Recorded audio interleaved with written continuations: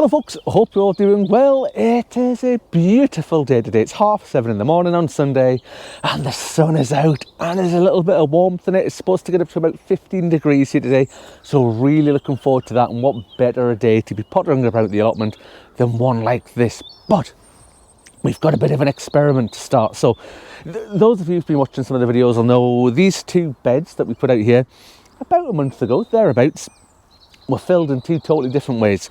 The one at the back over here was filled with shop-bought compost. That was compost from B&M. It was 3 bags for £15, about as bog standard, decent enough quality, not the best, not the worst sort of compost that you can get. And this one here, we used a sort of adapted Hugelkultur kind of method to fill this bed for absolutely free, using bits of sticks and leaves and dead vegetation from around about the plots, and then finally topped off some compost that I'd made in a sort of Dalek compost bin that's over there that took me about 2 years to make. So I'm quite glad to finally be using it, and that's on the go there. So what I'm going to do is I'm going to split these beds up into sections and we're going to grow exactly the same crops in each bed. We've got 4 different things to put in, 4 different methods of doing it. And we'll take a look and we'll monitor this throughout the season to see how they come on, to see if the Hugelkultur method that we've done for free works, or whether spending 15 quid to fill that bed at the back works, which gives us the best value, whether it makes much different or not. So what I'll do is I'll bring the camera over here, we'll get set up over here, looking over here. I'll take you through how we're going to split it up, what we're going to put in, and how we're going to monitor that throughout the season. So back with you in just a jiffy. And we're back. And hopefully you can see here, on top of the beds, we just use some normal string here, just to make 4 separate sections for the 4 different crops that we're going to put in and see how they grow. So this bed here, I'll plant this one out, and then I'll do that one. I'll not film doing that one, because they're going to be identical, so I'm going to use the same ones. This is a shop-bought compost. And actually, before we get right into it, one thing I do notice straight off the bat is inside the compost that I've grown myself, there's already lots and lots and lots of tiny little weeds starting to grow. So I need to keep on top of that, certainly when we start off, and hopefully get them sort of eradicated early doors. Whereas in the shop-bought compost, not a single weed, can't see a single thing growing at the moment. They've both sat here for around about a month, so plenty of time for any seeds that might be about to germinate. And we've had some decent weather recently, so plenty of water, plenty of rain, plenty of sunshine for them to go. So yeah, plenty of weeds appearing there, not many appearing here. Anyway, onto these. So the crops we've got 2 different types of lettuce. Again, these have been bought from the shop. You might have seen in my last video that I'm a little bit behind with some of my sowing, so I thought for the sake of this experiment, we'll get some of these lovely looking lettuces out. And this variety here is one called Lakeland, and there's 4 in here. So what we'll do is we'll take 2 of the green Lakeland, and this one here, this is Lolo Rosso, the sort of where you get the sort of reddy coloured leaves, and we'll pop them out as well. So I think four lettuces is probably just about enough for this sort of size space that we've got here. So we'll pop them in there. Tell you what we'll do 1 green, 1 red, and then we'll do 1 red and 1 green to make a bit of a pattern, and why not? And it's as easy as that. So that's the lettuces in there, and I will come back and label these, and I'll put the date on it. So again, when we're doing this sort of experiment, we know what date it is that all these have been put in, and we can see how they get on.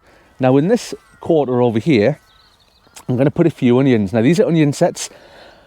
Again, in the last video, I said I didn't intend on doing any onions from set this season, but I was at the shop and these were reduced, and I couldn't resist buying them. And I did think when I saw them, they would be ideal for this experiment. And these are desperate to grow out. You can see the roots on the bottom there, so they probably should have been out a couple of weeks ago.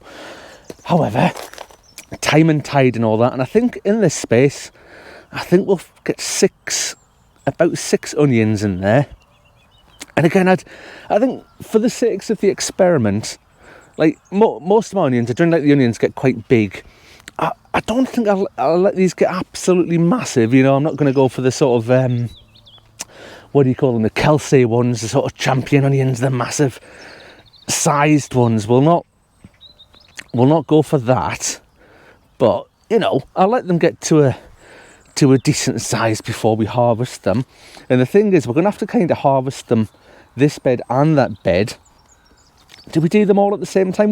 We'll see as the experiment goes on as to what we decide to do, because we can probably see when we come to look at them throughout the season as to whether they can be harvested or not. So maybe we won't harvest them at the same time. But obviously if these ones come out first, or if these ones come out first, we know which side of the bed's doing best. Now, for over here, I'm going to take my gloves off for this, because we don't always have onion sets or plants from the garden centre or things that I've started from home. So we're actually going to sow some seeds directly into the soil, or we are going to sow some seeds if I can get this packet open. And I'm going to do two different types. This one here is radish, and it is a type called Scarlet Globe. So not one I've done before, and I always multi-sow the radish. So I'm going to put a few seeds in each of the little sort of holes I'm going to dib here. So I usually aim for about, I don't know, 4 or 5, certainly for radish. I'll pop them in there. Then we'll do, I reckon we'll get, I don't know, 8 bunches maybe. So a bit more. Obviously they're not going to take up as much space as the onions or the lettuces. But like I say, we are doing that sort of Charles Dowding multi-sown sort of technique. And I usually do that with radishes. And it generally turns out pretty good. So that's the radish done. And we'll pop them back in there. And again, these aren't, for the sake of the experiment, these aren't fancy seeds. These are just some that I got free with a magazine. And these ones here, free with a magazine as well. There you are. So we'll open these up. And is this one going to be a packet inside a packet? It is a packet inside a packet. So we're going to have to open this. And this is beetroot. And I always struggle to pronounce this, but I think it's pronounced Kyogia. But it's the one where it's the sort of the sort of stripy one. You'll all have seen it, where it's like the sort of pinky ready sort of and white stripes on the inside. But you'll have to excuse my pronunciation of that. And again, I think we'll do 6 because the beetroot will get a bit bigger. But we're gonna multi-sow these. So there we go. So we've got 6 holes. And again, I'm aiming for sort of 4 or 5 seeds in each hole. If some holes get 3, if some holes get 6, it's not the end of the world. I mean, it's not perfect in terms of any sort of scientific proof experiment, but you know, we're not doing nuclear fusion here. We don't need to be exactly scientific. We just need to be good enough, which is what we're aiming for. Right, I'm going to get these labelled up. I'm going to get this bed sorted out, and hopefully it'll look exactly the same. And I'll come back to you in just a jiffy, and we'll see how everything's looking. So that's both of the beds set up now. You can see hopefully you can see from there that they both look absolutely identical. But I'll come and grab you in a minute. I'll bring you over and have a proper look at how things are looking. But speaking of which, if you want to see how this works out, if this bed's better than that bed or what makes no difference whatsoever, please think about subscribing. You just click the button down below and it's absolutely free, and that's how you subscribe to the channel. Anyway, the only other thing I've done whilst you've been away is I've put one single handful, I don't know if you can see it over there, of the bloodfish and bone on both beds, and that's no different to what I would do on anything else that I plant around about the allotment. I'll always give everything a little bit of food. And the last thing I've got to do, and because it's been so sunny here recently, we're actually having to start to water things.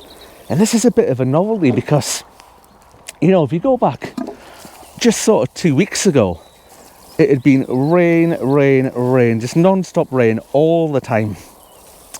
But now, certainly over the last week and today, looks absolutely tremendous. And again, how often do we get that in the UK on a bank holiday weekend, Easter weekend? I can't remember the last time we had weather like this. Normally, it's absolutely terrible. But bear with me a second.